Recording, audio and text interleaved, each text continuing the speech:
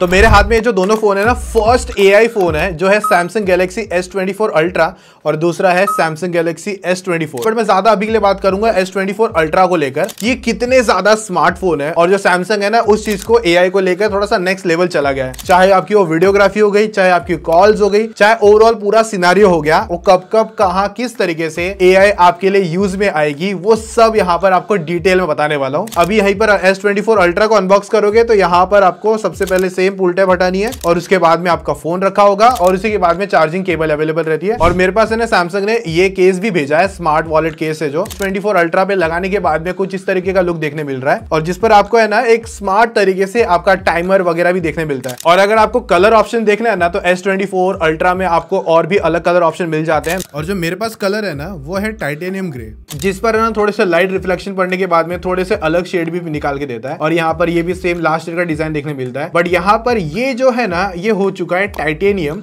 जो जिसकी वजह से थोड़ा सा और स्ट्रॉन्ग और स्टडीनेस की तरफ चले जाता है। अब जैसे ही यहाँ पर फ्रंट से देखोगे तो पहले कर्व डिस्प्ले हुआ करती थी, अब वो हो चुकी है मस्त में फ्लैट और जिस पर आपको जो बेजल्स है ना पूरे इवन देखने मिल जाते हैं। और वो अपनी S पेन वगैरह तो यहाँ पर है ही पहले से जैसे मिलती है। और यहाँ पर इसका भी डिजाइन हल्का सा पहले से ना फ्लैट कर दिया है, हालांकि अभी भी फ्रेम से हल्का सा बाहर रहती है। बाकी टाइप सी हो गया और आपका मस्त में सेकेंडरी माइक हो गया और जो most of same last year जैसे डिजाइन था वही यहाँ पर फॉलो करा गया है, लेकिन जिसकी वजह से ना हाथों में एकदम अच्छी तरीके से फील करवा रहा है। और जो फ्रंट में इस बार डिस्प्ले भी है ना वो गोरिल्ला ग्लास आर्मर मिलती है और ये काफी ज्यादा स्ट्रॉन्ग है अगर आप इसे विक्टस से या फिर दूसरे गोरिल्ला ग्लास से कंपेयर करने जाते हो तो। और जो इसका AI आता है ना वो आपको ऑन डिवाइस भी मिलेगा और वहीं पर आपको ये ना क्लाउड बेस भी मिलेगा। अभी इसके अंदर जो प्रोसेसर है ना स्नैपड्रैगन 8 Gen 3 फॉर गैलेक्सी मिलता है। लाइक अगर आप पावर में देखोगे तो Antutu बेंचमार्क पर मैंने स्कोर निकाले हुए हैं, वो आप चेकआउट कर सकते हैं on screen. Even CPU throttle का टेस्ट निकाल के देखा था, इवन Geekbench 6 के स्कोर आप यहाँ पर स्क्रीन पे चेकआउट कर सकते हो। और जो स्टोरेज भी आती है वो भी फास्टर है, UFS 4.0, जिसकी वजह से रीड एंड राइट की जो स्पीड है ना वो भी अच्छी खासी पावरफुल देखने मिलती है। अभी देखो मेरे पास ये फोन है ना ऑलमोस्ट 2 दिन से आया हुआ है और उसके बाद में सारे ओपिनियन आप लोगों के साथ शेयर करूंगा कि कहां पर किस तरीके से निकल कर आते हैं। तो वही इस पर जो बैटरी आती है ना वो 5000 mAh है। अभी इस फोन को मैंने ना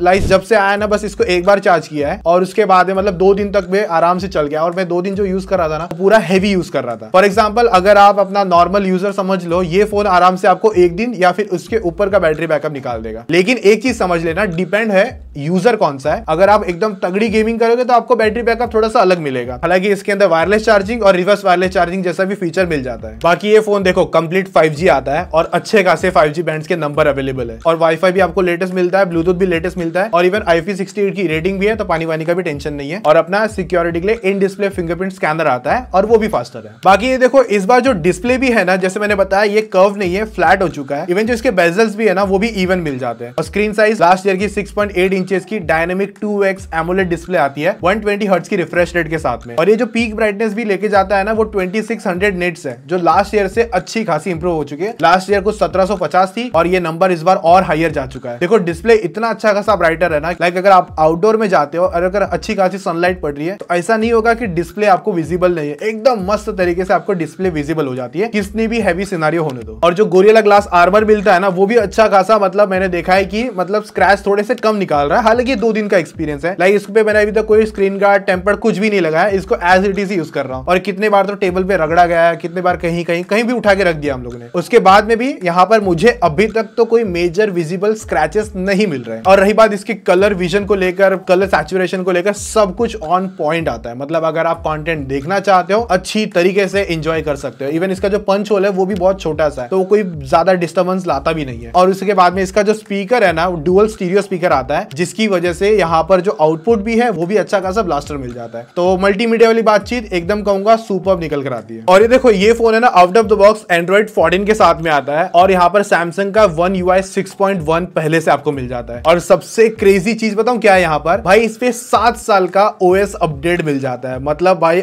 Android 14 और 7 मतलब आराम से Android 21 भी आएगा ना वो आप इसके अंदर इंस्टॉल कर पाओगे भाई, मतलब इतना लॉन्ग लास्टिंग कह सकते हो। और इवन जो Samsung फोन का जो इकोसिस्टम रहता है, लाइक अगर आप Samsung का फोन आपके पास लैपटॉप है, टैबलेट है और इवन वॉचेस है, तो एक दूसरे के साथ वो एकदम मस्त तरीके से सीमलेस कनेक्ट रहती है। और वहां पर ही आपको इस बार जो क्विक शेयर मिलता है ना वो आप अपने लैपटॉप के साथ भी कर सकते हो शेयर, इवन जो अदर डिवाइस आते हैं ना उनके साथ भी कर पाओगे। तो भाई और क्विक शेयर है ना Samsung का वो बहुत ज्यादा नेक्स्ट लेवल है, मतलब डेटा ट्रांसफर तो ऐसे ही फटाफट होता है। और वहीं पर आपको इसमें नॉक्स सिक्योरिटी मिलती है, नॉक्स वॉल्ट मिलता है। और इवन अगर जिनको नहीं पता है Samsung का UI इतना ज्यादा क्लीन है ना, मतलब अगर आप एक्सपीरियंस करते हो ना हर एक स्टेप पे ना कुछ अलग देखने मिलेगा। जाएगा। और इवन आपको इसमें अगर कॉल रिकॉर्डिंग भी करनी है छुप के तो वो भी कर सकते हो, क्योंकि यहाँ पर सैमसंग का डायलर आता है। अब देखो इस फोन का जो डिस्प्ले की रिफ्रेश रेट है ना, वो जैसे मैंने बताया 120 हर्ट्ज पर है, बट यूआई इतना क्लीन है ना जिसकी वजह से आप 1 हर्ट्ज पर शिफ्ट कर सकता है फोन एकदम सीमलेस तरीके से। और जहां पर 90 हर्ट्ज की रिक्वायरमेंट है, 60 की रिक्वायरमेंट है, 30 की रिक्वायरमेंट है, तो एकदम सुपर स्मूथ तरीके से लेके चले जाता है। जिसकी वजह से अगर 1 हर्ट्ज पे जाएगा ना, तो जिसकी वजह से आपकी जो बैटरी एफिशिएंट है ना वो और ज्यादा अच्छी हो जाती है। और इवन डिस्प्ले की जो रेजोल्यूशन है ना, वो भी मैंने एकदम हायर साइड में पिक करके रखी है, जिसकी वजह से डिस्प्ले ना और थोड़ा सा क्रिस्पी और एकदम नाइसर फील होता है। हालांकि उसके पहले भी जो ऑप्शन आता है ना, मुझे मतलब जो मिड वाला ऑप्शन है वो मैंने रख के भी यूज किया था, मतलब ज्यादा डिफरेंस पता नहीं चलता, दोनों में सेम क्वालिटी दिखती है, बट जो मैक्स मिल रहा है उसको दबाया और उसको यूज किया। और इवन जो फोन की हैप्टिक्स है ना, टाइपिंग करने में वो बहुत ज्यादा अच्छी फील होती है। अभी देखो इसके अंदर है ना बहुत सारे एआई के फीचर्स हैं, उसमें से मैंने आपको जितने दिखा सकता ना वो एक एक करके दिखाता हूँ। अभी देखो सबसे पहला एआई फीचर है ना, आपको मिलता है सर्कल टू सर्च। तो यहाँ पर होम बटन को मैं होल्ड करके रखता हूँ तो इस तरीके से आ जाएगा। जैसे ये फोटो खींची है मैंने, तो अब मैं यहाँ पर मैं सर्कल टू सर्च को ऑन कर लेता हूँ और उसके बाद में इसको ढूंढ लेता हूँ। एक ग्राफिक कार्ड है ना जो, उसको देखते हैं कौन सा मिलता है। तो एज इट इज यही सेम ग्राफिक कार्ड है, सफायर का रेडियन 550। तो ये सेम एज इट इज यहाँ पर इसने दिखा दिया क्या प्राइसिंग है, कहाँ मिल रहा है, वो आप पूरा गूगल सर्च के एकदम से देख सकते हो। अभी देखो नेक्स्ट एआई का जो फीचर है ना, वो एआई लाइव ट्रांसलेशन है। अब जैसे यहाँ पर अगर आप कोई कॉल की बात कर लेते हैं, अभी जैसे आपने हिंदी में बात कर रहे हो, सामने वाला बंदा स्पेनिश, इंग्लिश और भी अदर लैंग्वेज में किसी में है, तो आप जब उससे बातें करोगे तो आपकी आवाज उसको हिंदी में जाएगी, लेकिन वहां पर कन्वर्ट होते होते स्पेनिश होगा, इंग्लिश होगा, उसमें उसको कन्वर्ट हो जाएगी। उसके बाद उसको जो इंग्लिश या स्पेनिश में बोल रहा है तो वो ऑडियो हमारे पास हिंदी में आएगी। और एक और एआई है चैट असिस्टेंट। अगर व्हाट्सएप हो गया, इंस्टाग्राम हो गया, गूगल मैसेजेस हो गए, उसके अंदर आप जब बात कर रहे हो, टेक्स्ट में कर रहे हो, और इवन जो होगी हिंदी में तो करोगे या फिर जो दूसरे अदर लैंग्वेज में, तो वहां पर भी आपको लाइव ट्रांसलेशन मिल जाता है। और अगला यहाँ पर नोट असिस्ट मिल जाता है। फॉर एग्जाम्पल आपने ना एक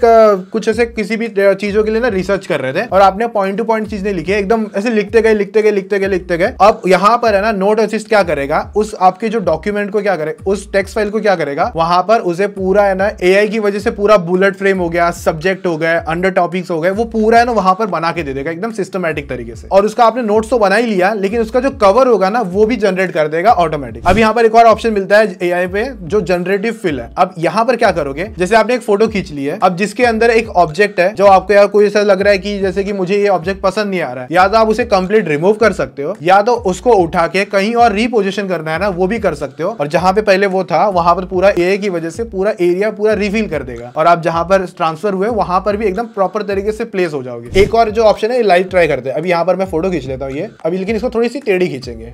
अब मुझे लगता है कि ये फोटो मुझे सीधी करनी है, तो मैं क्या करूंगा, एडिट में जाऊंगा और यहाँ पर आपको एआई का ऑप्शन मिलता है। अब जिसमें आपको जैसे कि और भी ऑप्शन तो मैंने पहले दिखा चुका। अभी जैसे यहाँ पर इसको हम लोग थोड़ा सा इस तरीके से सीधा करेंगे अभी, लेकिन यहाँ पर कोई बैकग्राउंड कुछ भी नहीं है, ट्रांसपेरेंट है ना। इसको जनरेट करते हैं तो यहाँ पर थोड़ी सी प्रोसेसिंग के बाद में अब यहाँ पर ये जो पूरा एरिया देखोगे ना, इस तरफ से यहाँ पर पूरा उसने बना दिया। अब यही जो फोटो है ना, यहाँ पर इसको टैप करना है, यहाँ पर इरेज रिफ्लेक्शन हो गया, रीमास्टर हो गया, और यहाँ पर मैं क्या करूंगा, ऑब्जेक्ट रिमूवर। अब फॉर एग्जांपल मुझे लग रहा है कि यहाँ पर ये लैंप है ना वो सही नहीं है, तो इसको हम लोग ने कुछ इस तरीके से ऐसा सिलेक्ट कर लिया। ठीक है, ये आप एस पेन के साथ भी कर सकते हो वैसे। अब इसको इरेज कर देते हैं ना, ये कंप्लीट इरेज हो गया, तो आपको कुछ पता भी नहीं चलेगा कि वहां पे कुछ ऑब्जेक्ट भी था कि नहीं। अब एक और ऑप्शन मिलता है एआई स्लो मोशन। आपने जो नॉर्मल वीडियो खींची है ना, तो उस पर अगर आप ना थोड़ा सा होल्ड करके रखोगे ना, तो आपको वही वीडियो एआई की वजह से स्लो मोशन करके मिल जाती है। जिसकी वजह से होता क्या है, बेसिकली कैसे हो रहा है वर्क कि 60 एफपीएस की फॉर एग्जांपल वीडियो है, उसके बीच में हर एक फ्रेम के बाद में एक्स्ट्रा फ्रेम ऐड ऑन होते हैं, जिसकी वजह से आपकी नॉर्मल वीडियो स्लो मोशन में कन्वर्ट हो जाती है। और ये हो कैसे रहा है, एआई की वजह से। और जो अपने गेमर भाई लोग है ना, वहां पर भी कुछ चीजें ऐसा मस्त में ऐड ऑन है। सबसे पहली चीज यहाँ पर है ना, जो वेपर चेंबर कूलिंग है ना, वो और थोड़ी सी लार्जर साइड में चली गई है, जिसकी वजह से हीटिंग है ना और अच्छी तरीके से कंट्रोल हो जा रही है। और इवन जो रे ट्रेसिंग है ना, वो भी इंप्रूव कर दी गई है। बीजीएम पर है ना, ये फोन 60 एफपीएस की फिलहाल सेटिंग अनलॉक करता है, और आपको जायरोस्कोप वगैरह सब कुछ सॉलिड है। और जो 90 एफपीएस की बातचीत रही, तो मेरे हिसाब से कुछ दिनों के बाद में वो ऑन हो जाएगी, क्योंकि स्टार्ट में जब S23 अल्ट्रा भी आया था ना, तभी भी ये सीन था, 60 में आया था, बट कुछ दिनों के बाद में नई अपडेट के बाद में बेसिकली तब ये 90 एफपीएस आ गया था। अगर इसकी बात करूं 60 एफपीएस को लेकर, तो भाई बहुत ही मस्त चिपक के 60 एफपीएस देता है हर एक सिनेरियो में। आप कहीं भी खेल रहे हो, टीडीएम, इरेंगल, छोटा गेम, बड़ा गेम, जितना भी लॉन्ग टाइम सेशन कर रहे हो, तो आप गेमिंग का जो एक्सपीरियंस है ना 60 पर अभी के लिए अच्छी तरीके से ले पाओगे। और रही बात, यहाँ पर मैंने 1 घंटे का गेमिंग सेशन भी करके देखा था, और जिसमें वो 1 घंटे की गेमिंग में जो बैटरी ड्रॉप हुई थी वो 16% की थी। बाकी अगर आप इसका डिटेल एफपीएस वीडियो देखना चाहते हो, इवन S24 का भी, तो गेमिंग पाठशाला पर जाके चेकआउट कर सकते हो। और एक चीज मुझे ना आप लोग की हेल्प चाहिए कि S24 अल्ट्रा का कंपैरिजन किस फोन के साथ बेस्ट बैठेगा। क्या आप इसका कंपैरिजन S23 अल्ट्रा के साथ देखना चाहते हो? क्या इसका कंपैरिजन ऑफ कोर्स आप मेरे हिसाब से iPhone 15 Pro Max के साथ देखना चाहते होंगे? तो एक बार बस इस वीडियो पे ना 5000 20,000 लाइक का टारगेट टच करवा देना, जिसकी वजह से मुझे थोड़ा सा अलर्ट हो जाए कि हाँ वो वीडियो आपको जल्दी से जल्दी चाहिए, एंड सब्सक्राइब कर लेना अगर नहीं किया रहेगा तो। मेन यहाँ पर आपको 200 मेगापिक्सल का कैमरा देखने मिल रहा है, बट इस बार एक नया 50 मेगापिक्सल का कैमरा निकल कर आया है, जो आपका 50 MP का पेरिस्कोप टेलीफोटो लेंस है, और जिस पर आपको इस बार 5x का ऑप्टिकल जूम मिलता है। लास्ट ईयर वो 10x का ऑप्टिकल था, वो तो 10x का जो ऑप्टिकल है वो हट चुका है। तो देखो यहाँ पर मैंने ना बहुत सारी चीजें ट्राई करी है। इसके अंदर सबसे पहले जो AI जूम मिलता है, जिसकी वजह से आप ना नॉर्मल 100x की जो फोटो खींचते हो ना, AI की वजह से वो थोड़ी सी और रिफाइन होके एडिट करके मिल जाती है आपको, जिसमें डिटेलिंग है ना थोड़ी सी और ज्यादा अच्छी देखने मिलती है। अभी देखो इस फोन की नॉर्मल में फोटोग्राफी की बात करूं ना मेन कैमरा पर, तो आप डे लाइट के अंदर जो एक्सपीरियंस है, HDR एक्सपोजर हो गया, वो सब कुछ अच्छी तरीके से मेंटेन करके देता है। इवन जब मैं रियल टाइम पे फोटो खींच रहा था ना, तो मुझे ऐसा लग रहा था कि HDR ठीक से नहीं है, बट जब वो प्रोसेस होता है ना, उसके बाद में वो HDR की फोटो काफी अच्छी स्टेबल देखने मिल जाती है। और जो मेन कैमरा पर आपका जो कलर टोन हो गया, वो अपने हिसाब से आप रख सकते हो। तो बेसिकली मेरा एक्सपीरियंस है ना इसके मेन कैमरास को लेकर किसी भी सिनेरियो में, खास करके डे लाइट हो गया, इवन जो नाइटोग्राफी जूम मिलता है ना, वो भी अच्छा खासा इंप्रूव्ड है, क्योंकि AI की वजह से वहां पर आपको डिटेलिंग और अच्छी तरीके से शार्पन तरीके से मिल जाती है। और जब आपकी जो लो लाइट फोटोग्राफी हो गई, तो उसके अंदर भी डिटेलिंग है ना, मैं एकदम अंधेरे में खड़े होकर फोटो खींच रहा था, और जब वो फॉगीनेस भी था इवन, तो जब वो फोटो प्रोसेस होके आई ना, तो उसके बाद में जो एक्सपीरियंस लगा कि भाई एकदम ये तो नेक्स्ट लेवल चीज थी, जो मैंने एक्सपीरियंस नहीं सोचा था। तो यहाँ पर मेन कैमरा काफी अच्छा काम कर रहा है, चाहे वो डे हो चाहे वो लो लाइट हो। अब जब बात करोगे यहाँ पर पोर्ट्रेट्स को लेकर, तो 1x की पोर्ट्रेट हो गई, 2x की या 3x की पोर्ट्रेट हो गई, वो तो पहले भी अच्छी थी और इस बार वो और अच्छी थी। एज डिटेक्शन वगैरह भी मेरे सिनारियो में अभी तक मुझे कुछ नहीं लगा कि कुछ इश्यू आ रहा है। बट जो 5x की पोर्ट्रेट फोटो आती है ना, वो बहुत ज्यादा बोलते हैं ना, ऐसा लगता है किसी एकदम DSLR महंगे कैमरा से खींच लिए, इस तरीके की फोटो फील होती है। और इवन जो एज डिटेक्शन वगैरह भी है, वहां पर भी थोड़ा सा एक्सटेंड कर देता है। और इवन जब बात आती है सेल्फी कैमरास को लेकर ना, तो वहां पर भी ये 12 मेगापिक्सल का ही कैमरा है, लेकिन जब वो प्रोसेस होके आता है ना, तो वो जो डिटेलिंग हो गई, चाहे हार्ड लाइट हो गया, HDR वाला प्रोसेस हो गया, एक्सपोजर हो गया, अच्छी तरीके से मेंटेन करता है। सो जो लास्ट ईयर का जो कैमरा था, इसमें इस बार हल्के फुल्के और इंप्रूवमेंट करके इसको और बेटर बना दिया है। एट द एंड इतना सिंपल तरीके से कहूंगा। जब वीडियोग्राफी में भी बात आती है, इस बार थोड़ा सा नेक्स्ट लेवल लेके चले गए। इसमें हम लोग 8K की वीडियो बना सकते हैं इस बार, लेकिन वो आपको 5x के जूम के साथ में भी मिलती है। अब जूम की वजह से आपको डिटेलिंग और अच्छी तरीके से मिल जाएगी, अगर आपका कोई ऑब्जेक्ट दूर हो, जिसकी वजह से थोड़ी सी और अच्छी वीडियोग्राफी निकल कर आ जाती है। लेकिन जब आप 4K 60 में वीडियो बनाते हो ना, तो वहां पर एक चीज अच्छा है कि आप किसी भी टाइम पे किसी भी लेंस पे स्विच कर सकते हो। फॉर एग्जांपल आप 10x पे भी जा सकते हो, 5x पे भी जा सकते हो, और अल्ट्रा वाइड पे भी जा सकते हो। और ये थोड़ा सा एडिशनल मुझे अच्छा लगा। हालांकि 2 दिन का जो एक्सपीरियंस है वो मैंने आप लोगों के साथ शेयर किया है। लॉन्ग टर्म यूज करने के बाद में 10 दिन 15 दिन उसके बाद में एक एक्सपीरियंस वीडियो बनाऊंगा, जहां पर कैमरास को लेकर आपको और भी चीजें पता चल जाएगी। तो एट द एंड इतना कहूंगा कि ये S24 अल्ट्रा लास्ट ईयर से अच्छा खासा थोड़ा सा इंप्रूव्ड है, और जिसकी वजह से कैमरा फोटोग्राफी और वीडियोग्राफी आपकी दोनों थोड़ी अच्छी तरीके से और बेटर तरीके से हो जाती है। और इवन है ना, इस बार यहाँ पर इन्होंने थोड़ा सा एक और अच्छा काम किया। अगर आप इंस्टाग्राम और स्नैपचैट यूज करते हो ना, तो आप इसके जो इंस्टाग्राम या स्नैपचैट के कैमरा ऐप में जाके यूज करते हो ना, तो पहले कैसा लॉस होता था किसी अदर फोन में अगर आप यूज करते होंगे तो, लेकिन इसके अंदर जो डायरेक्ट कैमरा की जो क्वालिटी है ना, वही सेम आपको उनके अंदर भी देखने मिलेगी। इवन अगर आप ना बात करोगे ना इंस्टाग्राम की, तो वहां पर तो HDR प्रोसेस भी दे दिया। तो यहाँ पर मतलब इन लोगों के लिए भी थोड़ा सा एक्स्ट्रा बेनिफिट निकल कर आ गया है। बाकी यहाँ पर जो फोन है ना, बेसिकली S24 अल्ट्रा AI को लेकर जो फर्स्ट AI फोन हो जाता है, और जिसकी वजह से आपको बहुत सारी चीजों में इंप्रूवमेंट मिलता है। नाइटोग्राफी फोटोग्राफी हो गई, लो लाइट कंडीशन हो गई खास करके, और आपकी जो गेमिंग वाली पार्ट हो गई, कॉलिंग जो ट्रांसलेट होता है, वो सारा सिनेरियो हो गया, और भी जो नेक्स्ट लेवल चीजें मैंने आपको दिखाई थी, वो सारा यहाँ पर आपको एकदम बोलते हैं ना रियलिटी के हिसाब से यूज करने मिल जाता है। तो जो स्टार्टिंग का S24 अल्ट्रा की जो बेस प्राइसिंग है, वो है 1,30,000 रुपीज। अभी इस पर आपको कुछ बेनिफिट्स भाई निकल कर आते हैं, तो मैं तो अभी आपको बोलता हूँ, चाहिए तो प्री बुकिंग वगैरह करना है, वो सब भी कर लेना। तो अपने क्लोज सैमसंग स्टोर पे भी जाकर पता कर सकते हो, या फिर सैमसंग की ऑफिशियल वेबसाइट पे, या फिर Amazon और फ्लिपकार्ट तो है ही। और मैं ना S24 की ना एक अलग से और डिटेल में वीडियो बनाऊंगा यूज करने के बाद में। मेरे टीममेट को ये दे रहा हूँ और मैं खुद ये यूज करने जा रहा हूँ, तो आपको कुछ दिनों के बाद में इनकी डिटेल वीडियो देखने मिल जाएगी। कोई भी आपके पॉजिटिव नेगेटिव जो भी थॉट्स होंगे वो आप लोग शेयर कर सकते हो। और S24 अल्ट्रा इस बार आपको कैसा लगा है, वो अपने ओपिनियन जरूर शेयर करना। ठीक है, चलो बाकी मिलते हैं नेक्स्ट वीडियो में। अभी के लिए टेक केयर, बाय।